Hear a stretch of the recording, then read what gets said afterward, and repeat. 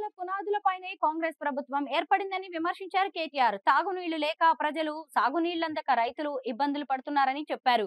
ఇది ప్రకృతి ప్రకోపం వల్ల వచ్చిన కరువు కాదని, అసమర్థ కాంగ్రెస్ వల్ల వచ్చిన కరువని ఆగ్రహం వ్యక్తం చేశారు. నీళ్లున్నా వినియోగించుకోవడం ఈ ప్రభుత్వానికి చేత కావడం లేదని విమర్శించారు.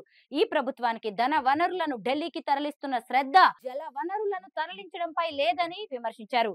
తాగునీళ్ల కోసం అడుక్కోవాల్సిన దుస్థితిని ప్రభుత్వం తీసుకొచ్చిందని ఆరోపించారు కేటీఆర్.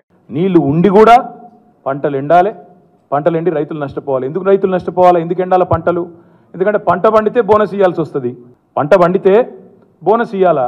ఇక సపరేట్గా ఎండబెట్టి అటు కాళేశ్వరం స్కామ్ అని కేసీఆర్ను బదనాం చేయాలి, నీళ్లు లేవని బుకాయించాలి, మీడియాలో మాత్రం అడ్డమైనని మిగతా వార్తలన్నీ తెచ్చి ప్రజల అసలు దృష్టి మొత్తం మరల్చాల. ఇది వాళ్ళ ఎజెండా. పంట పండితే బోనస్ ఇవ్వాల్సి వస్తుంది కాబట్టి పంటలు ఎండాలి. ఇది రేవంత్ రెడ్డి గారి యొక్క కుట్ర. అందుకే నేను అనేది ఇది వచ్చిన కరువు కాదు, కాంగ్రెస్ తెచ్చిన కరువు. రిజర్వాయర్లలో నీళ్లుండి కూడా ఇవ్వకుండా దాచిపెట్టి ప్రజల గొంతు ఎండడం, పంటలు ఎండే దరిద్రపు పరిపాలన తీసుకొచ్చింది కాంగ్రెస్ పార్టీ, కాంగ్రెస్ ప్రభుత్వం కాదా? ఇవాళ పంటలు ఎండుతా ఉన్నాయంటే కాళేశ్వరాన్ని ఒక స్కామ్ గా చూపెట్టే ప్రయత్నం. కాళేశ్వరంలో నీళ్లుండి కూడా రైతుల పంటలు ఎండగొట్టిన ప్రభుత్వం కాంగ్రెస్ ప్రభుత్వం కాదా? గొంతులు ఎండబెట్టిన ప్రభుత్వం కాంగ్రెస్ ప్రభుత్వం కాదా? ఇవాళ ఆ పంపులు ఆన్ చేసి ఈ 3 నెలల్లోనే కనుక మేడిగడ్డను కూడా రిపేర్ చేసింటే 1 ఎకరం అన్న పంట ఎండుతుందా? 1 గొంతన్న ఎండుతుందా? ఎండకుండా చూసుకునే అవసరం, బాధ్యత ప్రభుత్వానికి లేదా?